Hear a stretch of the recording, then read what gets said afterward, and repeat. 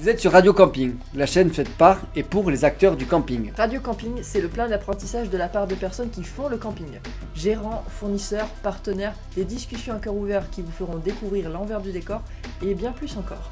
Nous sommes Johan et Pamela et nous vous invitons à partager ces moments privilégiés avec nos invités. Ce contenu est rendu possible par Geektonic, l'agence web et ads spécialisée dans la commercialisation de camping depuis plus de 10 ans. Si vous aussi vous souhaitez faire décoller vos ventes, rendez-vous sur www.geek-du6tony.com ou sur nos réseaux sociaux en tapant Geektonic Biarritz. Bonjour Sébastien. Bonjour Johan. Bon, merci à tous. Merci Sébastien d'être dans ce nouvel épisode de podcast et de notre chaîne YouTube Radio Camping. Alors aujourd'hui, voilà, merci d'être venu et d'avoir accepté cette invitation que je t'ai formulée lors d'une soirée au salon Atlantica à Niort. Tout à fait. Voilà, donc merci d'avoir accepté.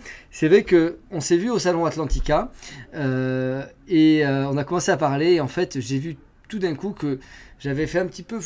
Enfin, je m'étais beaucoup focus depuis ces premiers épisodes, là, depuis le premier, on est au 11e aujourd'hui, sur les nouveaux acheteurs. C'est vrai que, bon, moi j'ai tendance à m'occuper et à me focaliser un peu sur les repreneurs, parce que c'est souvent là où du coup on les accompagne sur la partie webmastering. Mais en fait, il y a tout un sujet qui est qu'en fait les personnes vendent, et il y a des personnes qui vendent, et c'est...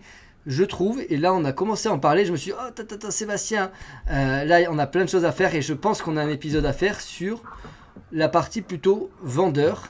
Est-ce que c'est un tabou? Est-ce que c'est un sujet? Comment on peut l'analyser? Quand c'est qu'il faut vendre, etc. J'ai eu plein de questions qui me sont venues à ce moment-là. Oui. Voilà, et donc l'idée de ta venue, elle est surtout celle-ci, mais tu vas te présenter et on va parler de plein d'autres sujets, j'en suis sûr. Oui, merci Johan donc, pour ton invitation. Lorsque nous en avions discuté, tu as raison, on parlait des acheteurs, du marché. J'imagine qu'on va le détailler un petit peu, mais il est vrai que la question reste souvent taboue. L'agent immobilier qui va vendre son affaire, cela nécessite de la confidentialité. Et donc, on a des vendeurs qui passent devant nous, si je puis dire, pendant des années, jusqu'au jour où c'est la vie, il faut passer à autre chose. Et à partir de ce moment-là, on nous consulte. La problématique, c'est qu'on parle quand même d'entreprise, de transmission, et qu'il est important de prévoir cela, et que ce n'est absolument pas tabou d'en discuter avec un agent spécialisé. Il m'arrive de prendre des affaires à la vente pour lesquelles nous avons eu des discussions il y a 2 ans, 3 ans, 4 ans. Le record, c'est 8 ans, on va dire, chez nous, mais voilà, c'est quelque chose dont on peut, et il faut en discuter préalablement. Si le vendeur n'est pas à la vente, il n'y a aucune raison qu'on évente quoi que ce soit. D'ailleurs, je rappelle, pour ceux qui nous écoutent, que on cherche également la confidentialité sur ces transactions, qu'on n'est pas là pour le crier sur les toits.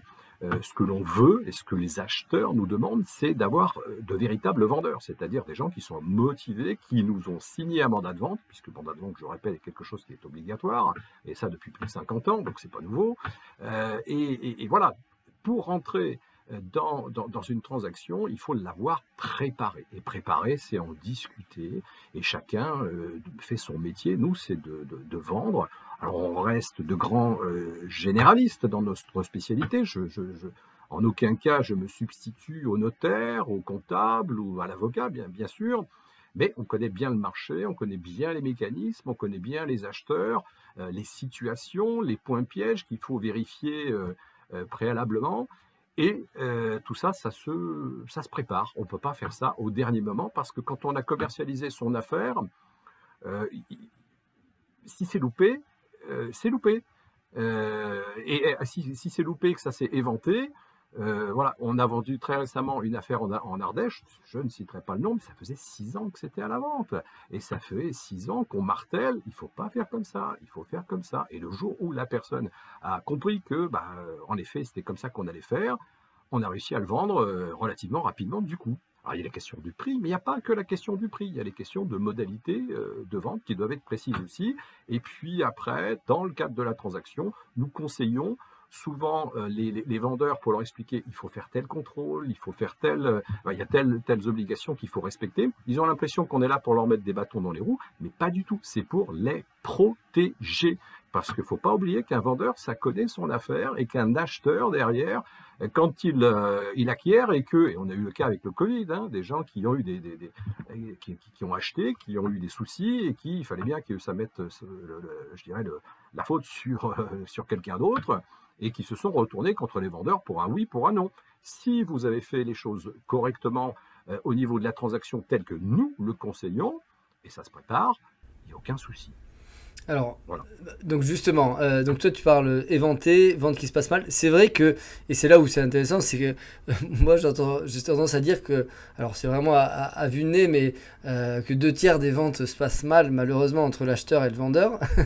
Enfin souvent j'entends, ouais, on n'est pas très vendeur parce que souvent nous on a les deux sons parce qu'on a les repreneurs qui souvent continuent avec nous et puis après les personnes qui rebondissent sur notre projet aussi les vendeurs.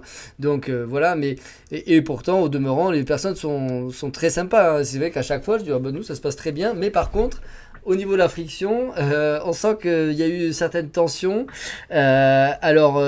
Donc tu vas nous dire peut-être comment préparer son camping à la vente, psychologiquement, financièrement, juridiquement et opérationnellement au niveau de la communication peut-être avec le vendeur.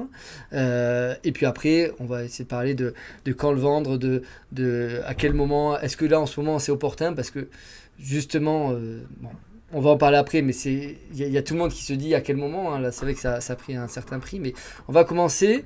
Donc pour toi, comment on prépare une vente de camping ? Il faut premièrement être motivé. On fait le même tri par rapport à nos acheteurs. Nos acheteurs peuvent venir avec 2-3 millions d'apports. S'ils ne sont pas motivés, on ne fera pas de transaction. Si l'acquisition d'un camping, c'est une idée qui leur passe dans la tête et que cette acquisition pourrait être sur un autre bien, généralement on ne va pas y arriver, c'est quand même assez particulier un camping. Donc il faut des personnes motivées de part et d'autre, y compris côté vendeur. Donc des fois, on a des personnes qui nous consultent pour connaître le prix. Alors, on dit quel est le prix. D'ailleurs, je tiens à rappeler que le prix que l'on donne est le prix à l'instant T. Dans un an, ça sera plus. Dans un an, ça sera moins. Ça dépend de la conjoncture. J'ai des personnes, des fois, qui m'ont dit « Ah bon, on a réussi à vendre le prix qu'on voulait, c'est-à-dire plus cher que ce que vous nous l'avez évalué il y a 3 ans. » Mais il y a 3 ans. Les choses ont évolué, bien sûr. Et puis, si le chiffre d'affaires monte ou si le chiffre d'affaires descend, c'est sûr que ça change quelque chose, ni plus ni moins. Alors, est-ce que ça va monter ou est-ce que ça va descendre ? Est-ce que tu as la boule de cristal ? Alors, j'ai absolument pas la boule de cristal. Je suis pas là pour faire le marché. Hein. L'agent immobilier est là pour constater le marché. Bon, qu'est-ce que l'on constate aujourd'hui ? Eh bien, bonne nouvelle, parce que pour ceux qui me connaissent, je suis assez... comment dira-t-on, prévoyant, je me méfie de la conjoncture telle qu'elle peut évoluer. Je suis un petit peu l'avocat du diable dans certains cas, mais en tout cas, la conjoncture pour l'instant est bonne. Pourquoi ? Parce qu'on a énormément de demandes, que cette demande aujourd'hui est solvable. Les clients qui viennent et que nous sélectionnons, alors je rappelle qu'on a à peu près 1200 nouveaux contacts par an, c'est pas rien, avec un pic juste après le mois d'août qui est de l'ordre de, on fait 30% de nos nouveaux contacts, tous ceux qui rentrent de vacances et qui disent tiens on va acheter un camping, ça coûte rien, il n'y a que de l'herbe et 3 caravanes. Alors nous on a un rôle de sélection là-dessus, hein, tous ceux qui ont passé leur petite annonce sur le Bon Coin, on les remercie d'ailleurs parce qu'ils font école, ils reçoivent des clients qui, je rappelle qu'un client au bout d'un quart d'heure c'est tout à fait si l'affaire l'intéresse ou s'il l'intéresse pas, et pourtant ces gens-là passent des fois toute une après-midi entière avec des clients qui, est-ce qu'ils ont l'argent, ça c'est une autre histoire. Donc nous on n'a pas de temps à perdre, bien sûr, et c'est pour ça aussi que vous trouverez des acheteurs parfois qui disent oh non mais les agents immobiliers c'est bon. Bon, généralement, quand on les a sélectionnés et filtrés, c'est qu'il y a une raison, c'est que c'est peut-être pas les plus solvables ou les plus motivés. Malheureusement, c'est vrai qu'il y a un profil et il y a des contraintes financières aujourd'hui pour acheter un camping. Donc ça, vous les connaissez. Il n'y a pas 5% des clients que nous avons au contact qui va acheter une affaire. Et c'est vrai que ce soit en direct ou que ce soit par l'intermédiaire. Voilà, on est là pour filtrer. Donc, alors ça, c'est un gros travail. C'est un travail qui ne se voit pas, mais on est là pour À l'oreille, d'ailleurs, on comprend assez rapidement si on a affaire à quelqu'un qui rêve après les vacances ou qui va réellement se positionner. Oui, Donc, c'est vrai que quand on le dit, post-vacances, il y en a qui se disent, non, bah, tourner un bout de terrain comme ça, je vais faire ça. Mais oui, comme tu dis, il y en a qui reviennent de camping et le camping est de plus en plus consommé par des aussi néo-gestionnaires qui ne savent pas forcément, enfin néo-campeurs. Donc c'est vrai que vous avez un pic, je le vois, je le perçois bien ce pic que vous devez avoir post-vacances, ouais. oui, oui, alors c'est flagrant et ça depuis des années, hein. Je vous rappelle que ça fait 28 ans que j'en vends, donc les montées, c'est toujours les mêmes. C'est après le mois d'août, on a une très très grosse montée. Ensuite, ça va se calmer jusqu'à décembre, même tomber en décembre, et après ça remonte tout doucement, puis ça dépend de l'actualité, ça remonte tout doucement à partir du mois de janvier. Mais le gros, le pic, bien sûr, c'est après la saison. Euh, tous ceux qui ont été enfermés pendant le Covid et qui ont passé des vacances en camping se disent c'est quand même extraordinaire. Ce propriétaire qui est en short, voilà, ils se rendent absolument pas compte que ce n'est bien sûr pas 2 mois de travail dans l'année, que c'est un mois, c'est un travail à plein temps, toute l'année, qu'il y a toujours quelque chose à faire, de l'entretien, de l'investissement. Bon. Alors, on est là pour les éduquer là-dessus. On fait des séminaires qu'on a arrêté avec le Covid, qu'on va reprendre maintenant. On a quand même formé 1300 personnes durant ces séminaires. Et de très nombreux ont acheté des affaires, revendues même parfois, parce que je ne les fais pas depuis hier. Donc, on est là pour former à ce niveau-là, au niveau des acheteurs. Mais si tu veux bien, revenons à nos vendeurs et à la préparation. Il faut être motivé. Et c'est pas une question d'opportunité. Aujourd'hui, le marché est bon, mais c'est très simple. Si le prix est hors marché, ça passe pas. C'est aussi simple que ça. Alors des fois, on me dit, mais combien de temps il faut pour vendre une affaire? C'est très simple. Le temps, le prix. Le prix, le temps. Voilà. Si le prix est trop important, bonne nouvelle, on vendra, mais en 2025, 2026, qui sait? Je ne sais pas. Donc on est là pour aiguiller au niveau du prix. Bien sûr qu'on n'est pas là pour essayer, parce que je ne fais pas le marché, on n'est pas là pour essayer de le caler au prix le plus bas que... Voilà, parce que de toute façon, le vendeur va vite s'en apercevoir que s'il y a 10 visites et que tout le monde veut acheter, c'est qu'il y a peut-être quelque chose qui ne va pas. Bon. Mais le prix, c'est la motivation. Si on dit que ça vaut 100 et que le client en vaut 110 ou 115, on va prendre puisque ça reste tout à fait cohérent et voyons voir comment le reste va se dérouler. Mais si on dit que ça vaut 100 et que le client on dit non, j'en veux 130 ou 140, non, je suis désolé, on ne se trompe pas de 30 ou 40% lorsqu'on a l'habitude d'en vendre. Voilà. Ouais. Alors, Vous avez des indicateurs, c'est des coefs, et les acheteurs aussi, pour revenir sur les acheteurs, ils savent les coefs, à quel prix il faut acheter. Après, on peut se dire, c'est tellement subjectif, encore plus qu'une maison avec un prix au mètre carré, de par tout ce qui peut être subjectif, la vue, l'emplacement, la clientèle, il y a encore plus de paramètres. Ouais. Et en quelques visites, des conseils donnés de ci, de là, ils se font vite une idée du marché. D'accord, ouais. Voilà. Donc ils savent, ils sont... Pour nos vendeurs, la réponse est oui. D'ailleurs, certains savent qu'on leur a écrit en ce sens il y a peu de temps en leur expliquant le marché est bon, la saison a été bonne, attendez pas d'en faire une mauvaise pour vendre, parce que des fois, il y en a qui disent ah, mais là, j'ai fait une bonne saison, je vais encore en faire une. S'il y a une vraie motivation derrière pour vendre, il faut y aller. Je rappelle aussi qu'une retraite, ça se prépare. On n'est pas obligé d'attendre que la cloche sonne pour partir à la retraite. Ça peut se faire jusqu'à 2 ans en avance. Donc tout ça, c'est possible. C'est une question d'opportunité. Or, le marché est bon aujourd'hui, la demande est très forte et les taux d'intérêt sont encore bas. Mais en 6 mois déjà, mais qu'est-ce que je dis? En 4 mois, ça a déjà énormément changé au niveau des taux d'intérêt. Et on sait que dans les prochaines semaines à venir, ça va changer aussi. Alors je dirais que tant qu'on est sur des crédits qui sont à hauteur de 5% maximum, tout se passe bien. Mais si, comme en 2008, ça commence à dépasser les 5, en 2008, on a fait des financements, le premier semestre 2008, qui était un petit peu en surchauffe à l'époque, avant que ça ne clash, comme on le sait, on était monté à 6, 6,5. Là, ça commençait à faire lourd. Ça veut dire que pour l'acquisition d'une même affaire au même prix, il faut que l'acquéreur ait un apport plus important. Or, plus on monte dans l'apport, plus le nombre de clients se réduit. Et plus le nombre de clients se réduit, c'est le marché, plus il va y avoir une négociation. Bon. Mais pour l'instant, ne parlons pas de tout ça. C'est bon. c'est le moment de le faire. Donc n'attendez pas, comme je dis, de faire une mauvaise saison. Quand on a tous souffert, je tiens à le préciser, le Covid, on ne savait pas trop où on allait. Voilà, le camping, et c'est une joie pour nous, le camping a démontré sa résilience au Covid. Et ça, les clients le savent, donc c'est une très bonne chose. Bon, après, je vous dis, il faut avoir la motivation, parce que si on vend son camping en se disant, par pur opportunisme, sans savoir ce que l'on fait derrière après, on risque de se rétracter, et cette mise sur le marché, se rétracter, c'est pas spécialement une bonne chose.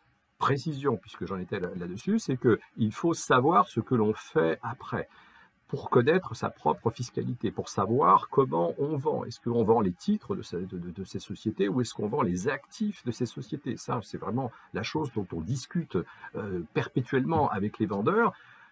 De quoi ils me parlent? Et c'est très important. Et pour pouvoir les renseigner là-dessus, on a besoin de savoir si, une fois vendus, ils conservent une activité commerciale, ou est-ce qu'ils partent à la retraite, est-ce qu'ils partent à l'étranger, est-ce qu'il y a d'autres choses? On a besoin de savoir ça, de quoi ils se mêlent. Non, mais on a besoin de le savoir pour pouvoir conseiller et de dire, dans cette hypothèse, il est préférable que vous vendiez vos parts, ou dans cette hypothèse, il est préférable de vendre vos actifs. C'est quoi la différence? Parce que le camping mur et fonds sont vendus dans les deux cas. C'est juste une... Alors, c'est quoi la différence? Imaginons, on prend une affaire, je dis, en toute propriété. Le fonds de commerce d'un côté, les murs, on a la toute propriété. Sauf que le fonds de commerce est la propriété, proprement dit, d'une SARL ou d'une SAS, bref, d'une société, et l'immobilier, lui, est propriété d'une SCI. Bon. Donc, d'un côté, j'ai les sociétés, et de l'autre côté, la deuxième possibilité, c'est de vendre les actifs de ces sociétés. C'est-à-dire, la SARL va vendre son fonds de commerce, son actif, et la SCI va vendre son immobilier. Ou alors, on vend je garde la société. La SCI. Voilà, donc la question c'est, est-ce que je vends les parts, les titres, ou est-ce que je vends les actifs? Ça, c'est la grande question à se poser. Et cette question, elle est énorme, parce qu'il y a une fiscalité côté vendeur, mais il y a aussi une faisabilité. Donc, notre plus gros problème à nous, ce sont ces campings pour lesquels des montages ont été élaborés il y a des années de ça, c'est-à-dire avec des sociétés qui sont propriétaires d'un bien, dont le montage est dit, une société, on va dire SAS de nos jours, qui a le fonds de commerce d'un côté, les murs, mais tout ça dans la même société. Et on dit, voilà, il faut vendre la société. C'est très bien fiscalement, mais il y a un gros souci, c'est qu'il faut passer au financement. Et là, il suffit de se renseigner, alors jamais avec son banquier principal. Avec son banquier principal ou le banquier du coin, tout est bon, il n'y a aucun souci, voilà. Bien évidemment, voilà, si un jour vous rentrez dans une banque en disant je veux faire un prêt, ah non, on ne fait pas de prêt. Non. Donc c'est toujours bon avec eux, il n'y a aucun souci. Mais lorsqu'on va discuter avec des personnes bien informées, alors il y a les comptables, il y a certains comptables que nous connaissons tous qui sont très bien informés, il y a aussi les courtiers que nous connaissons aussi qui sont très bien informés, ils vont vous dire attention, en cas de cession de parts sociales, les crédits ne sont pas du tout les mêmes, parce que les garanties ne sont pas les mêmes chez les banquiers, et donc on va demander des apports qui sont beaucoup plus importants. Et on revient sur la caisse départ, à savoir plus l'apport nécessaire pour acheter une affaire est important, plus le marché va jouer en défaveur du vendeur. Voilà. Si demain, pour acheter une affaire qui vaut 100, il suffit d'avoir, alors on sait qu'en règle générale, voilà, il nous faut un 30-35% d'apport sur 100, pour la faire en toute propriété. Si demain on vous dit, tiens, maintenant les banques prêtent pour l'acquisition d'entreprises commerciales camping sur 25 ans, bah, tout d'un coup, il ne faut plus que 20%. Si demain les banquiers nous disent, mais non, et c'est le cas lorsqu'on cède des titres sur une société qui devient les actifs fonds de commerce d'un côté, mur de l'autre, on va financer sur 10 ans maximum, et pas 15, eh ben, c'est plus 30 ou 35 qu'il faut monter, c'est 40, 45, voire 50%, même dans certains cas, d'apport. Et ça change tout. D'accord, ouais, donc il y a vraiment... Mais du coup, tu dis que si vous... Tout à l'heure, tu disais qu'il valait mieux dissocier le fond du fonds de commerce, enfin les murs du fonds de commerce, alors que finalement, tu disais qu'on pouvait emprunter sur plus longtemps si on avait tout empaqueté dans une même société, parce qu'on pourrait emprunter sur 25 ans, non? Le principe est simple. Fonds de commerce, emprunt sur 7 ans. Les murs, emprunt sur 15 ans. Murs commerciaux. Bon. Des fois, ça peut pousser un petit peu plus. Le banquier va calculer si sur 15 ans ça passe. Alors, à partir de ce moment-là, il fera peut-être la fleur on va dire, d'allonger de 2 ans en plus en fonction du projet, du business plan établi. Bon, mais lorsque l'on vend des titres de société avec dedans les fonds de commerce et les actifs immobiliers, c'est plus 15 ans, ça se réduit. Alors, c'est 10 le principe. Et dans certains cas, je sais que certains viendront me contredire là-dessus, ça peut être 12. Et voilà, on ne monte plus à 15, et les tarots ne sont pas les mêmes. Ouais, donc plus court, D'accord. Voilà, c'est comme ceux qui souhaitent céder leur part sociale de leur SCI à l'IS sur lequel ça fait 20 ans qu'ils ont tout amorti.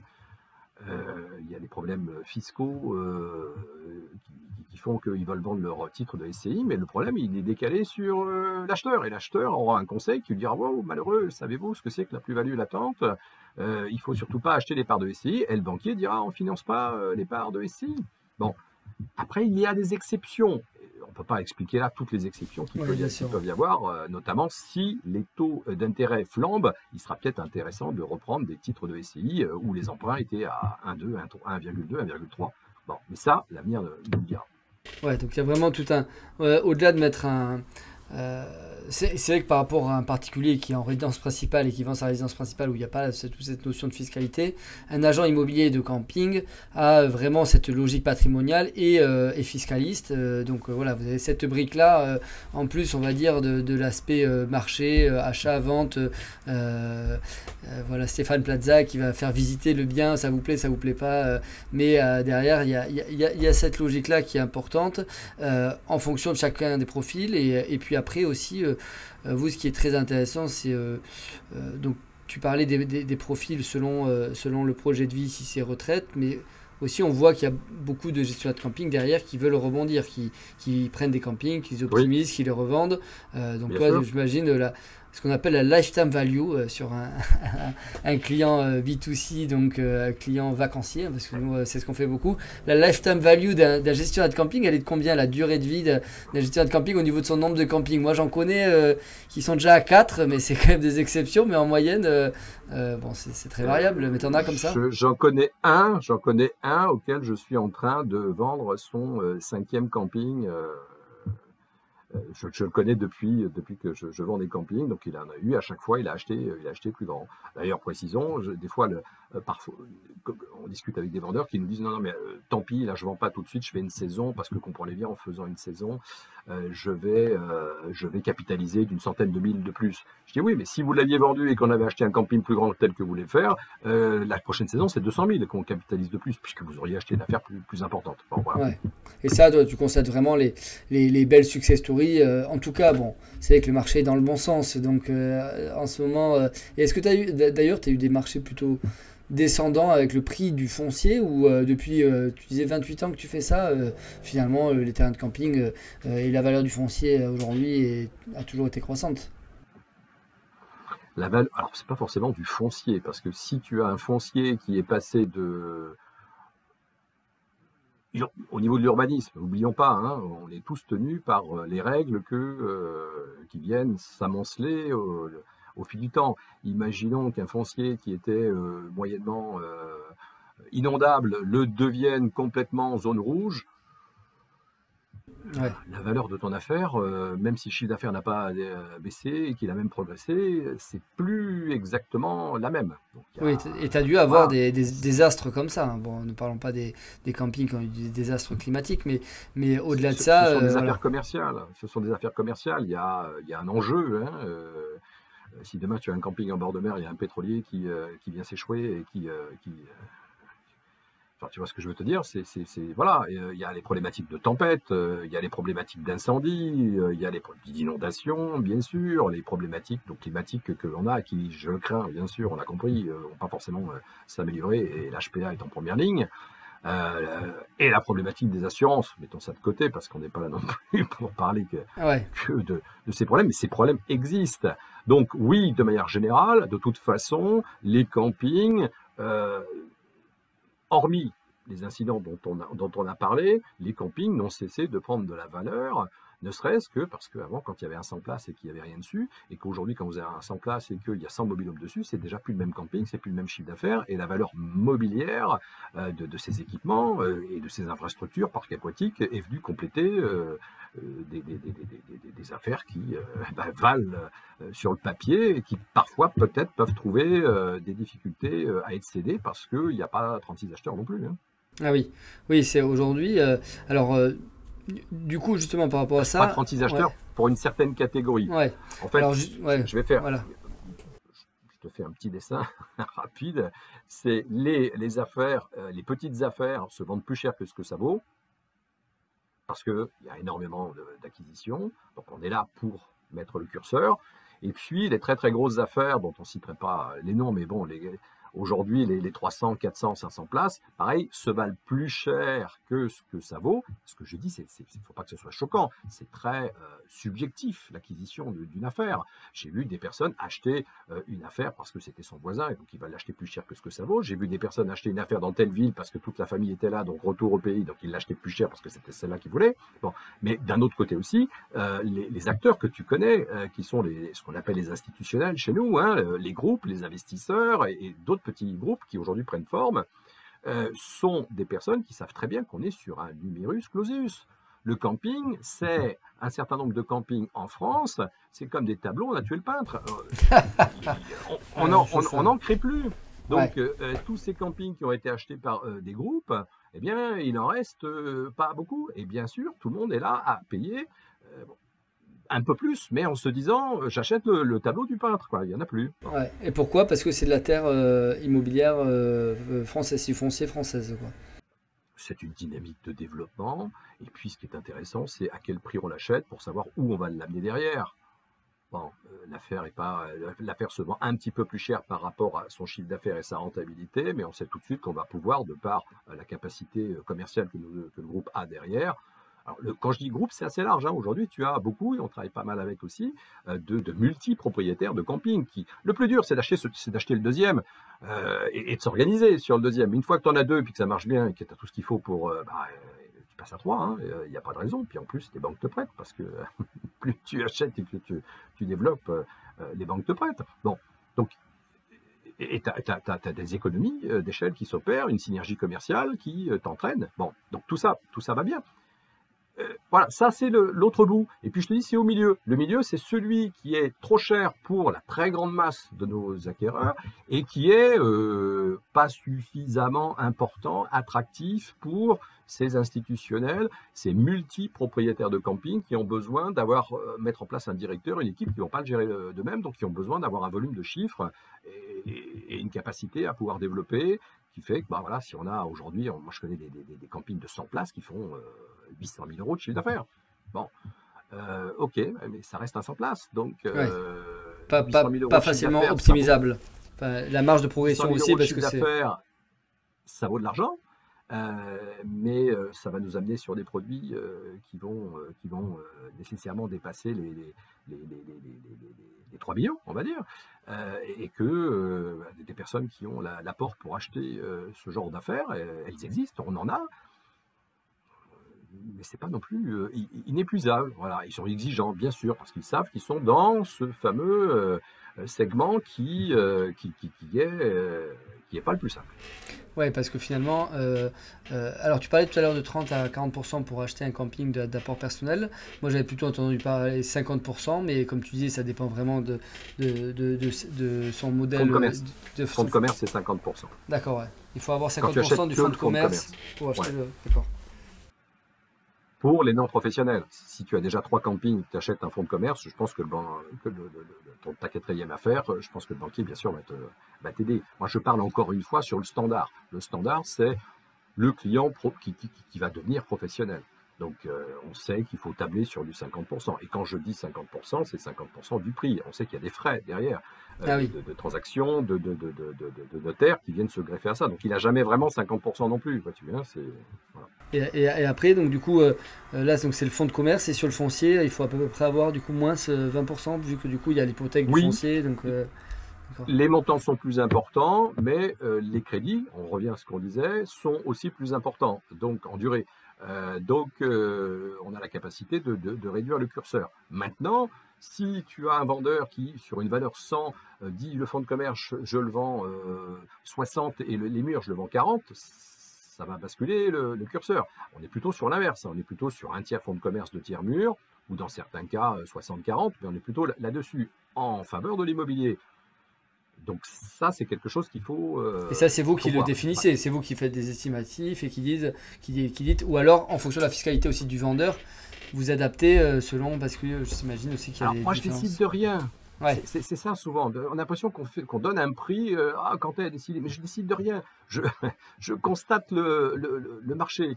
On va bientôt l'année prochaine, certainement début au milieu d'année, on aura vendu notre 700e camping. Bon, donc on sait un petit peu, voilà, plus tous ceux qu'on a vus au fil du temps, on sait un petit peu ce que ça vaut. Mais on n'est pas là pour décider. On est là pour dire voilà ce que l'on sait, voilà comment ça se passe, voilà ce qui, parce qu'on est du début jusqu'à la fin. On voit les transactions qui aboutissent et celles qui n'aboutissent pas, et on essaye de comprendre pourquoi. Mais au niveau des évaluations, d'ailleurs, on ne donne jamais un prix, on donne une fourchette de prix. Alors si je vous dis que ça vaut 100 ou 150, c'est ridicule. Donc on va dire ça vaut 100, 110. On va laisser une fourchette de 10% et on discute. Il faut comprendre aussi, le vendeur doit comprendre aussi qu'on n'est pas là on ne joue pas contre lui. C'est lui notre client principal. C'est avec lui qu'on a un contrat de mandat. On travaille pour lui. Et que, bien sûr, on a exactement les mêmes intérêts. Et on n'est pas là pour baisser les prix. On est là pour coller à une réalité qu'on connaît, qui est la réalité du marché. Et est-ce qu'il y a des gérants de camping qui vendent leur camping tout seuls? Oui, bien sûr. Et alors, comment ça La se passe? totalité du marché ne passe pas. Il faut leur demander. Ouais. Il faut leur demander. Moi, des fois, j'ai des... Alors, vous avez trouvé quelqu'un? Ouais. Alors, et ça y est, c'est fait? Bah non, c'est pas fait, mais... on attend de voir comment ça se passe, mais il a son apport, le client. Ah bah, il a une maison, il faut qu'il la vende. Oui, là, il y a une durée de vente qui s'étale encore plus. Attention, ouais. Attention, le marché. Que nos auditeurs se renseignent sur le marché immobilier actuellement. Hein, il se passe des choses. Hein, ça coince. Alors, on est quand même lié à ce marché immobilier. Souvent, on me dit, non, mais attendez, le camping, ça n'a rien à voir. Nous, on vend une entreprise, on ne vend pas de l'immobilier. On est quand même lié à l'immobilier. Parce que pour que le professionnel du camping acquiert une plus grosse affaire, il faut lui-même qu'il ait vendu. Il vend à qui, en règle générale? À quelqu'un qui n'était pas professionnel, lequel, pour acheter, doit avoir vendu son pavillon à Paris, que sais-je. Donc on est lié. Si plus personne ne vend son immobilier de dehors, c'est la base qui ne suit plus et tout le reste n'avance plus.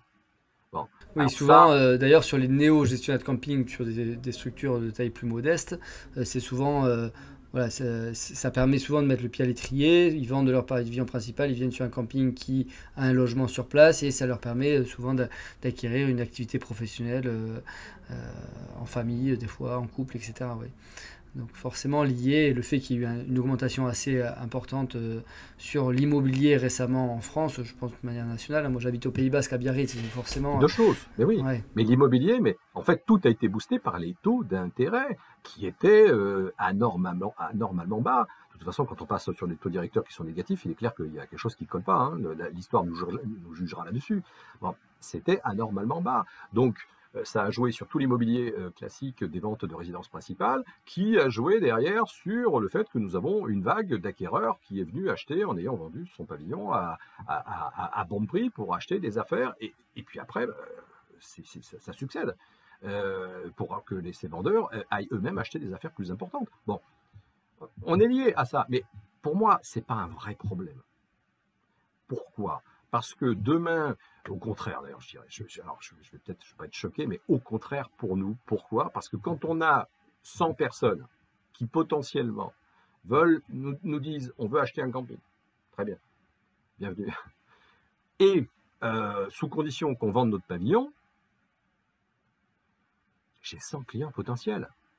Alors que, et on a connu des années comme ça, si on sait que le marché de l'immobilier coince, eh bien, si sur ces 100 personnes, il n'y en a que 5, je pense que le ratio est bon, qui ont réellement vendu leur pavillon, eh bien, c'est avec ces 5-là qu'on traite.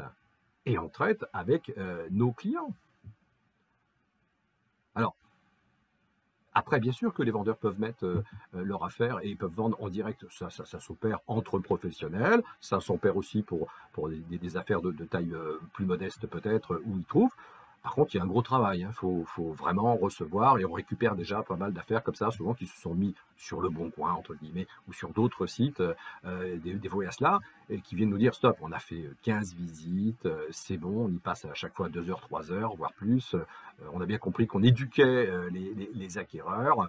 On ne sait pas trop qui vient, comment ça se passe. C'est votre travail, occupez-vous-en. C'est bien sûr que c'est notre travail. Et après, sur la partie, tu disais qu'il fallait être discret. Est-ce que c'est tabou? Pourquoi est-ce que quelqu'un n'a pas intérêt à en parler aujourd'hui? Il y a quand même c'est assez opaque entre le marché professionnel et les vacanciers ne vont pas forcément dire ce camping en vente. En tout cas, est-ce que tu as eu le cas de camping où le bruit a couru et donc il y a eu une perte de clientèle? Aujourd'hui, c'est peut-être par rapport à l'ego personnel que les gens ne veulent pas en parler, ou voilà, mais il n'y a pas vraiment de problème là-dessus finalement. C'est une affaire commerciale, c'est tout à fait C'est une affaire commerciale. Bien sûr que le vendeur n'a pas envie que ses clients soient au courant voilà. Alors après, souvent on me dit, bon, vous mettez trop de photos sur Internet. Bon, on discute avec le vendeur, mais il est clair aussi qu'on a besoin de photos. Je veux dire, un site Internet sans photos aujourd'hui, Ouais. alors certains Ouais, diront, puis- oui, nous on n'en a pas besoin. Bien sûr que j'en ai pas besoin. Là, je peux retirer toutes les photos de mon site Internet, je vais travailler pendant 6 mois avec tous les clients que j'ai, mais après, il faut en renouveler. Voilà, les gens qui vont acheter un camping aujourd'hui ne sont pas des acheteurs du 1er septembre. Hein. Ce sont des acheteurs qui sont là depuis 6 mois, 1 an, et dans certains cas, bien plus, qui ont dû mûrir sur leur projet. Bien sûr que tous les visiteurs n'ont pas forcément vendu toujours leurs biens tout de suite. D'ailleurs, il y a une phase de l'année, là c'est l'année où on vend, donc on demande des personnes avec de l'apport libéré, mais il y a, quand on essaye de faire une visite au mois de mai, on ne va pas vendre pour la saison. Donc il est clair que si on sent qu'on a quelqu'un de motivé, et ça c'est notre job, eh bien on va travailler avec lui et on va procéder à des visites. Bon, un trick que l'on fait, c'est qu'aujourd'hui, beaucoup de personnes, via Internet, tu connais le problème, on veut tout savoir tout à distance. Bon. Alors, nous, on respecte les gens qui vont se déplacer, et pas le dimanche, et pas pendant les fêtes de Noël, et pas, voilà, des gens qui vont vraiment prendre du temps sur eux pour se déplacer et démontrer qu'il y a une volonté véritable d'avancer sur un projet. D'accord. Parce qu'après, au niveau des profils, donc pour le coup d'acheteurs, aujourd'hui, est-ce que tu as senti une certaine mutation?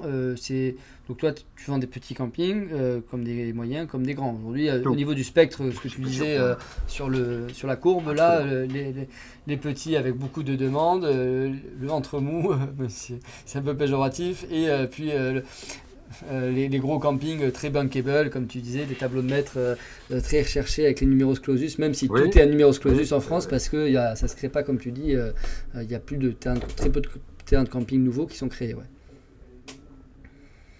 Oui, c'est exceptionnel, tout à fait. D'accord, donc du coup tu vends à peu près toute taille de camping, c'est ça aujourd'hui? Oui, vous n'êtes pas spécialisé sur... Tout à fait. Alors, on fait tout l'hébergement touristique. Hein, pour ceux, aujourd'hui, on a un pourcentage non négligeable de notre chiffre d'affaires qui est fait aussi sur le reste des hébergements. Bon, le glamping, l'insolite, en tout cas, nous intéresse beaucoup, puisque ça y est, on est quand même sur un marché qui a pris une certaine maturité. Il suffit de voir les nouveaux salons, les nouveaux produits qui sortent, pour savoir qu'il existe beaucoup de nouvelles petites unités qui se sont créées et qui font du chiffre d'affaires et qui peuvent tout à fait faire tourner une entreprise pour en faire vivre un couple. Donc ça, c'est une nouvelle offre qui nous intéresse. Et puis après, on fait tout l'hébergement touristique, parce que l'hébergement touristique, c'est pas que le camping, c'est un village de gîte, des villages de vacances. Enfin, je veux dire, c'est assez large. On fait un petit peu d'hôtellerie aussi. Alors bizarrement, parce que on a des acheteurs de camping, parfois qui sont motivés et qui cherchent sur un secteur qui est assez réduit pour X raisons, et qui s'aperçoivent vite que il va peut-être falloir attendre 2 ans, 3 ans, 4 ans avant de trouver quelque chose de disponible. Alors, à un moment, on leur dit, mais vous savez que dans le même coin, on a un très bel hôtel à vendre. Et là, ils se retrouvent tout de suite devant un immeuble, des murs et puis de l'herbe. Ils se disent, tiens, c'est peut-être pas... Voilà. Donc ça, c'est c'est là-dessus qu'on fait, entre guillemets, du recyclage du client et ça se passe très très bien. C'est notre produit, ouais. Et après, par rapport au niveau, est-ce qu'en général les acheteurs ils bougent de France ou ils ont vraiment des zones très définies et toi aussi pareil au niveau de la couverture territoriale, vous vendez des affaires partout en France. Je t'ai pas demandé comment vous êtes organisé, mais vous avez des agents territoriaux sur place pour faire les visites justement et chercher des affaires. Bien sûr, au plus près, au plus près. Donc on travaille sur toute la France. Il y a peut-être de ci, de là un département qui est un petit peu en zone d'ombre par rapport à l'implantation de nos agents, mais nos agents, on en a 25 en tout, donc chacun son secteur, chacun sa spécialité, donc on couvre très rapidement et voilà, ils n'ont pas des secteurs gigantesques, chacun connaît très bien son marché local. Et ça d'ailleurs, ça crée aussi du mouvement parce que j'ai pas mal de gestionnaires de camping qui me disent bah, je vends mon camping pour en acheter un sur ma zone native pour revenir. Voilà, des fois ils étaient dans telle géolocalisation mais c'était inaccessible.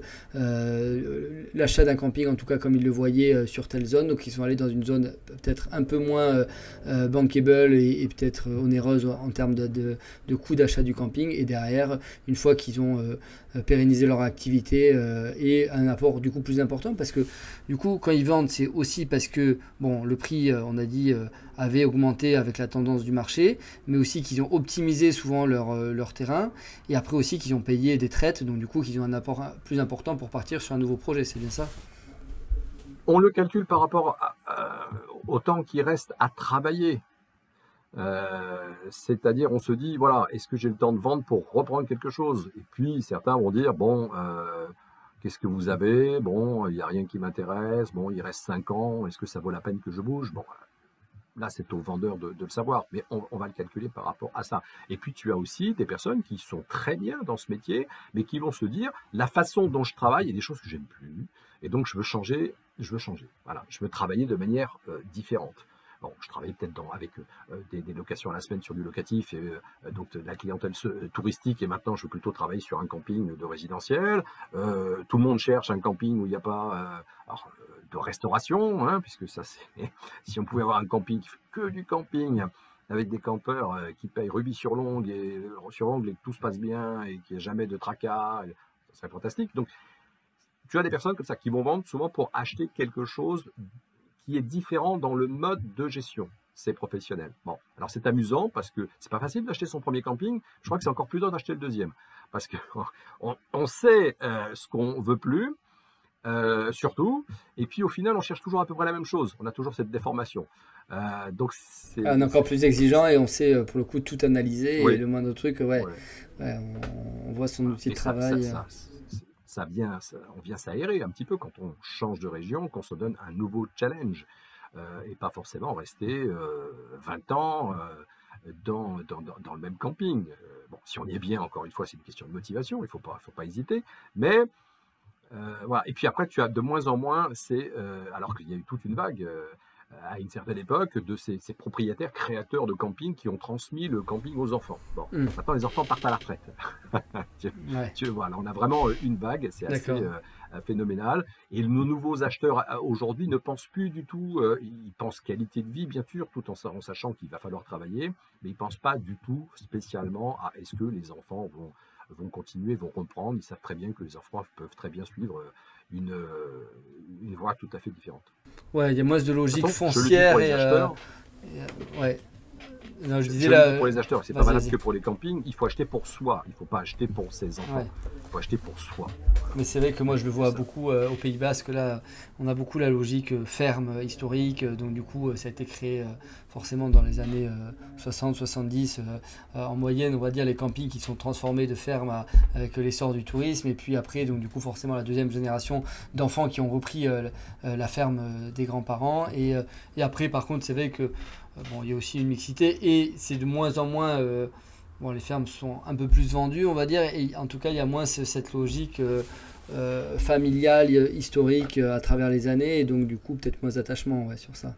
Et après, donc sur la partie opérationnelle, comment bien préparer son camping? Donc on en parlait tout à l'heure pour justement qu'il n'y ait pas de tension ou que ce soit le plus explicite ou qu'en tout cas le produit soit conforme aux attentes des acheteurs. Voilà, est-ce que tu as des petites astuces là-dessus, des conseils? Alors, il faut, comme beaucoup de choses, il faut se renseigner et ne pas prendre qu'un seul avis. C'est-à-dire, il ne faut pas avoir peur d'en discuter avec son comptable, bon, qui aura son avis. Nos avis sont souvent divergents avec les comptables. Alors j'entends les comptables, on sait qu'il y a des comptables aujourd'hui qui sont très spécialisés dans l'HPA, il n'y a rien à dire, on est sur la même longueur d'onde. Mais le comptable d'une petite ville qui a un propriétaire de camping, en portefeuille, n'a pas forcément la notion précise de combien vaut l'affaire. Mais il est toujours intéressant, sans parler du prix, le comptable n'est pas forcément là pour parler du prix, bien sûr, mais d'expliquer au niveau de comment ça va se passer, des investissements qui ont été faits et qu'en cas de revente tout de suite, tu peux avoir une problématique sur la TVA, par exemple. Bon, tu peux avoir aussi une problématique sur une volonté de la part du vendeur de transmettre son patrimoine, et ça, il ne faut pas en discuter forcément tout de suite après la vente, il faut aussi en discuter avant. Donc son comptable que l'on connaît depuis 10-15 ans, il ne faut pas hésiter à prendre son avis. Ça, c'est une chose. Bon. Après, si on a un avocat ou un notaire qui nous conseille, un notaire de famille, je dirais, ou un avocat qui conseille depuis des années, il faut aussi prendre son avis. Bon. Et après, nous intervenons pour dire, nous, voilà ce que l'on pense par rapport au marché, par rapport aux produits, par rapport au bilan, de qu'est-ce que l'on peut faire. Nous, ce que nous savons, on est en étroite relation avec le monde bancaire. Parce que toi et moi, on peut décider, des fois je dis mais aux vendeurs, mais vous savez que vous avez une idée du prix, bien sûr. Bon, moi j'ai une idée aussi, c'est pas la raison pour laquelle vous m'avez fait venir, mais il y a aussi l'acheteur. Bon, et c'est quand on aura l'acheteur qu'on saura comment on va se mettre d'accord. Et ça sera le marché, le vrai marché. Bon. Mais on oublie quelqu'un, c'est le banquier. Voilà. Si je dis à quelqu'un, pour acheter votre affaire qui est à valeur 100, il faut 30 d'apports, ou 35, on va dire 35 d'apports, très bien, mais que demain les banques ne prêtent plus, ça serait une catastrophe, mais c'est quand même arrivé dans l'histoire il n'y a pas si longtemps, hein, en 2008, pendant plusieurs mois, il n'y avait pas un centime qui sortait des banques. J'espère qu'on ne va pas refaire l'histoire, mais c'est quand même quelque chose qui arrive. Donc on est lié aux banquiers, et on sait aussi qu'il y a des banquiers qui sont d'accord, et ça va revenir, ça commence à revenir, redire, on est d'accord pour financer, mais pas à ce prix-là, parce qu'on sait qu'il y a une surenchère. Bon. Et que nous, on a des coefficients, parce que le banquier, c'est pas là, il n'y en a pas non plus 200, des banquiers. Ils ont des statistiques, ils ont des ratios. Donc, il va y avoir un arbitrage qui va s'opérer, et il y a un acteur qu'il ne faut pas appliquer, c'est la banque. Voilà. Les banques et donc les courtiers aussi qui peuvent permettre d'avoir une vision un peu transversale sur l'ensemble des banques spécialisées HPA et qui peuvent se positionner sur des dossiers comme ceux-là et que vous connaissez. Ouais. Alors, concernant les courtiers, je tiens à préciser pour les acheteurs qui nous écouteraient, les courtiers ne font pas de miracles. Les courtiers, ils sont là parce qu'ils vont nous faire gagner un temps précieux et un confort inestimable. Temps précieux parce qu'ils savent quel est l'interlocuteur, pas celui qui est à la base dans le kiosque, j'allais dire le kiosque. Quand on vend des cartes téléphoniques, des fois, on pose la question. Voilà. Ouais, ils vont aller chez les interlocuteurs régionaux qu'ils connaissent et qui savent comme étant être les vrais décideurs. Et puis surtout pour l'acheteur, un confort extraordinaire parce que je rappelle que voilà, on ne va toujours pas voir le banquier du coin pour dire toc toc, bonjour, j'ai envie de changer de vie, est-ce que vous pourriez me prêter 1 million s'il vous plaît? C'est pas simple, hein, ça ne se passe pas comme ça. Bon, donc ils ne font pas de miracle, les chiffres parlent d'eux-mêmes. En fonction de ce qui est acquis, les titres ou les actifs, le courtier c'est son métier, est un grand facilitateur et en temps et en confort. Et je dirais bien sûr, ils le diront suffisamment bien mieux que moi, pour ce qui est des conditions tarifaires, parce que bien sûr il faut faire jouer à la concurrence et le courtier est là pour ça. Voilà. Mais ils ne font pas de miracle, je le précise à nos clients. Et nous on filtre et on discute. Il m'arrive des fois de discuter directement avec les courtiers sur l'évaluation d'une affaire, parce qu'on a un cas, c'est arrivé pas plus tard que ce matin, tiens. Parce qu'on a un cas particulier et on vient dire, est-ce que tu peux nous expliquer comment on va pouvoir monter ça au final pour que ce soit financé? Et quand on va discuter, on va déterminer quel est le montant de l'apport. Et une fois que ce montant est déterminé, nous-mêmes, nous filtrons nos acheteurs pour que, pour cette acquisition de cette affaire très précisément, le montant de l'apport soit de temps. Ou inversement, là, pour tel profil, vous pouvez leur dire, vous pouvez acheter tel type de bien parmi notre portefeuille. Voilà. Quand on a le feu vert aujourd'hui et qu'on signe, j'ai pas 5% de perte sur tous mes. Une fois que le compromis est signé, j'ai pas 5%. Oui, ça va au bout, vous trouvez toujours au pied de l'acheteur. D'accord. En l'état. Ouais. D'accord, oui, pour l'instant, ouais, d'accord. Non, mais après, de toute manière, on est sur un secteur professionnel où les gens, comme on l'a dit, ne travaillent pas que 2 mois de l'année, et on le sait bien. On sait que les gestionnaires de camping, leur temps est précieux et compté parce que on le sait qu'ils sont. Je sais bien, j'en ai pas. Ouais. Moi, c'est pareil. Bizarrement, il y a peu de fournisseurs qui ont des campings quand même. Et voilà, 15 juillet, 15 août, je veux profiter. Je les laisse travailler. Non, mais c'est clair que nous, notre gros objectif à tous les partenaires spécialisés HPA, c'est bien sûr de faciliter et de faire gagner du temps à nos gestionnaires de camping qui ont beaucoup de choses à gérer. Et ça, c'est clair que là, on est au mois de début novembre, fin octobre. Là, ils sont tous en vacances et ils l'ont bien mérité. Donc voilà, le travail des agents immobiliers, des courtiers, des experts comptables dans les cabinets comptables, c'est bien celui-là de pouvoir leur permettre de faciliter toute cette activité professionnelle. Et gérer un camping aujourd'hui, c'est un métier. Vendre un camping, c'est un métier aussi. Ouais, bien sûr, c'est un métier. Et toi, tu as un métier, même si tu as 4-5 casquettes, hein, l'aspect fiscalité, l'aspect commercial, etc. Et un gestionnaire de camping, on le voit souvent, j'entends parler du 36 métiers, mais c'est vrai qu'ils en ont bien assez. Et si en plus ils doivent être agents immobiliers, ce serait un peu compliqué, ouais. Ou webmaster, par exemple. Webmaster, tout à fait.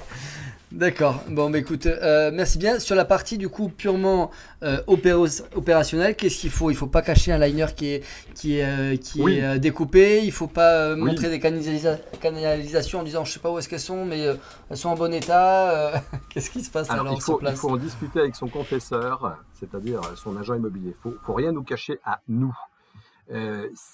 Pourquoi? Parce que je te parlais tout à l'heure, j'ai pas 5% de mes dossiers qui cassent, mais ça c'est quand on a signé le compromis de vente. Par contre, on a pas mal de dossiers qui cassent, parce qu'entre le moment où l'acheteur veut acheter et le moment où on va finaliser le compromis, je te rappelle qu'il peut quand même se passer du temps. Hein. Là, on a signé ce matin une affaire en Bretagne dont les points étaient d'accord fin juin. Alors, qu'est-ce qui se passe entre-temps? Il y a juillet-août. Les vendeurs ne sont pas spécialement disponibles pour tout ça. Et puis, quand tout ça redémarre sur le mois de septembre, eh bien, il y a des contrôles à opérer, il y a un certain nombre de choses à faire qui font que... alors, on ne fait pas tout à l'avance non plus, hein, parce qu'il y a des contrôles qui se périment, mais il faut lister tout ça, on le fait, et il faut préparer tous ces contrôles. Puis après, il y a les notaires, les rédacteurs qui sont surbookés. Parce que le marché immobilier, il est ce qu'il est, et que parfois aussi, on dit tiens, je vais aller voir mon notaire de famille pour aller céder mes parts de société, c'est pas forcément la bonne idée. Et d'ailleurs, lui, il va pas le dire, parfois ils le disent. Waouh, moi notaire, j'ai pas fait de camping depuis Mathusalem, et 2, cession de part sociale, je préfère vendre mes petites fermes et mes petites maisons, je sais où je vais, et là vous m'embêtez avec les parts de société. Donc parfois on n'est pas le bon interlocuteur aussi, mais le vendeur ne veut pas en démordre, parce que c'est le notaire de famille, mais c'est pas le bon interlocuteur. Et on perd un temps absolu. D'ailleurs, je sais qu'il y a des experts comptables, des agents immobiliers, des courtiers, des avocats spécialisés dans le camping. Est-ce qu'il y a des notaires spécialisés dans le camping? Oui. D'accord. Je ne savais pas. J'en connais. Tu me diras, parce que ça pourrait être intéressant de faire venir un notaire spécialisé dans l'HPA. Ils ne sont pas décrétés spécialistes, c'est qu'on les a revus sur plusieurs dossiers au fil du temps, ça s'est très très bien passé. On a fait une transaction dans le Gers avec un notaire qui est un très bon intervenant et de bons conseils. Et on a fait une transaction où on a réussi à le faire dans un temps record parce qu'il y avait une nécessité de le faire, et donc comme il savait où il allait, il posait les bonnes questions, et on avait les bonnes réponses, ça s'est bien passé. J'en reviens à ce que tu me disais au niveau des vendeurs. Il faut pas cacher des choses parce que au moment où nous-mêmes, agences, allons le découvrir, ce fil très fin qui est la confiance qu'un acheteur doit avoir avec son vendeur, ça casse. Et quand ça casse, on peut faire ce qu'on veut, c'est plus une question de prix, hein, c'est fini. Donc ça, c'est dommage. Alors que nous, on est là pour régler les problèmes. Voilà, moi, je connais pas de vrai problème s'il n'y a pas de solution. Un problème, c'est une solution. Bon, donc, mais il faut qu'on le sache à l'avance. Voilà. De savoir qu'on a un problème sur son système autonome de traitement des eaux usées, donc d'avoir fait ce qu'on a fait venir le SPANC, hein, la société qui s'occupe des assainissements non collectifs, alors qu'on sait qu'on va avoir un problème, et de penser qu'on va sortir le document la veille du compromis, c'est une catastrophe. Cherchez pas, c'est mort. Le client, il voit ça arriver au dernier moment. Oh, mais ça coûte pas cher, on est juste pour 30 000. C'est fini, fin de transaction. Il faut parler de tout ça avant et il faut qu'on liste tout ça avant, que ce soit fait en amont. Et à partir de ce moment-là, on saura très précisément comment mener sa barque pour que la transaction aille jusqu'au bout. Sachant que pour tous ceux qui pensent qu'on va pouvoir vendre en l'état, c'est-à-dire non, vous prenez l'affaire dans son état. Mais ça, c'est une catastrophe. Il suffit que l'acheteur lève le petit doigt devant le juge après en disant « Je ne savais pas ce que j'avais acheté », mais je vous garantis, messieurs les vendeurs, c'est une catastrophe. Non, moi, en l'état, c'est pas des pros, quoi. C'est pas des particuliers, quoi. Je connais des affaires où tu parlais. Non, c'est pas les 2 tiers des affaires qui se passent mal. Il y a toujours des tensions, c'est normal. Le vendeur vend, on vend qu'une fois, hein, et on vend une entreprise, si on la détient depuis 20 ans, on comprend l'aspect sentimental qu'on peut avoir avec des clients, comme je l'entends souvent, c'est plus des clients que j'ai, ce sont des amis, et ça c'est naturel. Et puis pour l'acheteur aussi, il faut voir le stress. Hein. L'acheteur, c'est une famille, en règle générale, qui va, encore 50% des transactions, hein, alors 50% ça veut dire, je ne sais pas trop, mais grosso modo, la moitié des transactions se font encore avec des particuliers qui viennent dans le métier. Hein. Bon. Ça s'est de plus en plus professionnalisé, mais dans les années 2000, on était peut-être à plus de 60%, mais aujourd'hui, même s'il y a beaucoup d'institutionnels qui acquièrent des campings nouveaux et des professionnels qui ont vendu, rachètent une affaire, ou des personnes qui ont géré et qui achètent leurs premières affaires, on a quand même un pack important de 50% de non-professionnels, de profanes, néophytes, qui viennent acquérir une affaire. Bon, ces gens-là, il faut les aider. Et on est là pour ça, et il faut absolument qu'on ne leur cache rien, parce que si on vend dans l'état et que la personne se sent flouée, c'est important, il y a toute une famille qui passe en reconversion là-dessus, je vous garantis qu'ils vont lever le petit doigt, ils vont en procédure, et si ça n'a pas été fait dans les règles de l'art, le vendeur va prendre cher. D'accord. Et donc, sur cette partie justement, est-ce que toi, tu as donc tu dois sentir parce que les personnes, comme on en a parlé tout à l'heure, c'était des campings plutôt historiques, donc il y avait moins de transmission tierce. Aujourd'hui, les gens viennent de l'extérieur, donc ils sont moins attachés, donc tu dois sentir un roulement plus important maintenant aussi sur les structures, parce qu'elles sont moins attachées de manière sentimentale, et au bout de 7 ans, ou de 12 ans sur le paiement du fonds de commerce, ils partent sur de nouveaux projets. Donc c'est vrai que ça aussi, ça participe au dynamisme du marché, quoi. Oui, ça facilite un petit peu. Si on a quelqu'un qui vend, qui avait déjà vendu une affaire, bon, il sait un petit peu comment on va et comment ça va se passer en tout cas, et ça facilite. Et ça, j'ai eu 2 fois le cas. Alors, c'est vrai que ça m'a à chaque fois fait rire. Des personnes qui disent, moi j'ai vendu mon camping. On parlait tout à l'heure de préparer sa retraite, mais ils vendent leur camping. Et surtout, ils disent, ils assument, hein, ils reviennent sur les salons 2 ans après. Moi, au bout d'un moment, à force de regarder la télé, non, moi je veux reprendre une activité. Ça me passionne trop d'être sur le terrain, et voilà.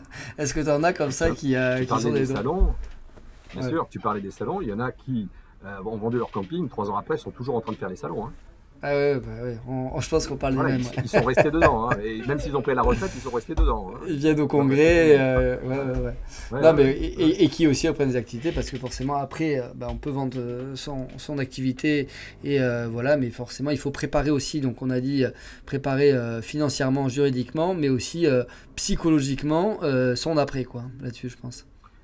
Alors, j'ai commencé à vendre des campings fin de 94, et j'ai commencé à vendre des gîtes en 2000.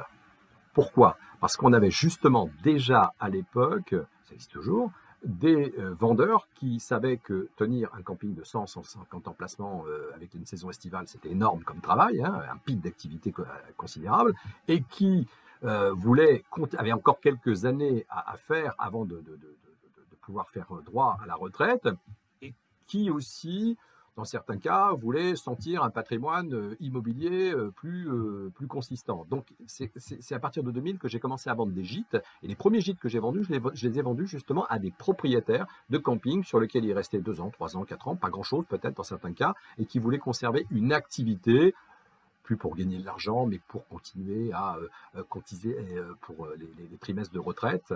Voilà. Donc, là, c'est une façon de travailler qui va être différente et qui nécessite de changer, de passer la main. Ou inversement, des personnes qui disent ok, je veux bien un camping, mais par contre avec une certaine taille pour pouvoir avoir des personnes sur le terrain personnellement et le faire de manière plus light que d'être au four au moulin comme certains forcément le font de manière contrainte. On a des graines de futurs propriétaires de camping importants qui ont commencé avec un petit fonds de commerce, qui ont développé, on leur conseille en règle générale de le garder 5 ans, revendent pour acheter leur première affaire en toute propriété, et puis ils finissent par revendre pour voilà. Donc il y a un cursus, c'est naturel, c'est humain, ça a tout à fait raisonné. Tout à fait. Se préparer à la chose, ne pas hésiter à en discuter. Ça peut pas se faire au pied levé. Hein. Tous les ans après la saison, on sent tout de suite à l'oreille, on a des contacts avec des vendeurs. Et je suis là pour informer mes agents des fois qui me disent ben voilà, il y a tel. Alors des personnes en plus souvent qui ont fait leur première saison. Et après la première saison, ils sont à la vente. Il y en a un quart qui sont à la vente. Alors, d'accord. Reposez-vous, prenez un peu de temps, voilà. Et donc ils vont prendre 15 jours de vacances. Et quand ils reviennent, bon, en fin de compte, on ne vend plus. Voilà. Bon. Ah ben il y en a qui m'ont dit cet été, la post-saison intense, qui m'ont dit ça aurait duré 2 semaines de plus. Et il n'y aurait pas eu le côté un peu basse saison. Clairement, on vendait, donc je me suis dit, c'est toi qui m'as dit, c'est dommage, il n'y a pas eu 2 mois de plus. Les clients payent de plus en plus à l'avance. Hein, et donc tu reçois ton chiffre d'affaires à l'avance. Le problème, c'est qu'ils viennent vraiment après en vacances, quoi. Là, ils viennent, il faut tirer la saison, donc forcément c'est très intense, c'est très saisonnier, donc forcément là on va se détendre au congrès, au salon du 7, etc. Donc voilà, c'est le but. Ils vont recharger les batteries et puis après on va se projeter sur la prochaine saison. Écoute Sébastien, je te remercie pour toutes ces belles informations que tu nous as données. Voilà, si tu le veux bien, on va finir. Là, on est presque à 1 heure de podcast et donc du coup, je pense que c'est un bel épisode. On essaiera comme d'habitude de faire une version courte, mais là, je sais pas trop ce qu'on va enlever, donc on va essayer de faire condenser. Mais honnêtement, c'est le but de ces podcasts, de faire des choses où on va en profondeur sur les sujets, des éléments qu'on n'entend pas forcément, et notamment aujourd'hui le sujet donc des vendeurs. Voilà, donc parlez-en, préparez ça, allez voir les agents immobiliers. Oui, j'avais une dernière question. C'est sur la partie comment ça se passe en termes de vous. J'imagine ça vous arrive de est-ce que c'est des mandats exclusifs que vous avez, ou est-ce qu'après vous faites aussi vous avez un vendeur, vous avez un acheteur et vous allez voir une vente de camping qui est chez un partenaire par exemple, en tout cas un autre vendeur confrère à vous? Bonne question, très technique.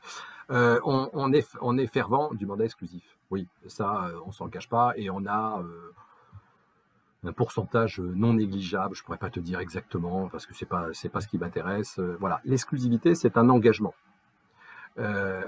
sérieux. Donc, on ne prend pas d'exclusivité sur une affaire où on sait que la valeur est au-dessus de ce que l'on a estimé. Bon. Mais si la valeur correspond à ce que l'on a dit, à quelques points près, bien sûr, il faut toujours se laisser une marge de discussion, c'est tout à fait naturel, humain, on va solliciter l'exclusivité, bien sûr, parce qu'on travaille tout particulièrement ces affaires. Et là, on travaille vraiment pour le vendeur, dans le sens où s'il nous dit les visites, ça aura lieu du jeudi matin au jeudi après-midi et pas autre chose, ben on fera les visites du jeudi matin au jeudi après-midi. On travaille vraiment pour lui. Mais je ne vais pas trop argumenter là-dessus, parce qu'on a notre propre argumentaire, mais il faut savoir qu'on n'est pas pour l'exclusivité à 100% dans le sens où, et je l'ai suffisamment dit à mes acheteurs, à mes agents, pardon, que si le prix ne correspond pas à la fenêtre que l'on considère, de toute façon, voilà, une exclusivité, c'est pour vendre dans les 3 mois. Hein. Si c'est pas vendu, c'est qu'il y avait un problème. Donc, et le problème, c'est rarement l'affaire. C'est pas les acheteurs non plus. Le problème, c'est le prix. Donc, si on est dans les clous, oui, bien sûr qu'on va demander l'exclusivité parce que on vend. D'accord. Bon, très bien. Ben, merci pour avoir répondu à ces questions sans langue de bois. Et puis, je te remercie pour cet épisode. Donc, comme je le disais, Sébastien, avec plein riche en informations. Et on essaiera de faire la version courte qu'on vous enverra, disponible toujours sur Apple Podcast et toutes les plateformes d'écoute du podcast, donc Deezer, Spotify, ainsi que notre chaîne YouTube. Donc n'hésitez pas à mettre un pouce bleu et à mettre 5 étoiles sur les plateformes. Sébastien, on se voit très vite au 7. Et, au 7, autour d'une bière, comme la fois dernière. Et... ben voilà. Et je te dis un grand merci à toi, Yoann. Merci Sébastien, à bientôt. Au revoir. À bientôt. Au revoir. Si cet épisode vous a plu, vous pouvez le partager sur vos réseaux sociaux et vous abonner à la chaîne pour être notifié des prochaines vidéos.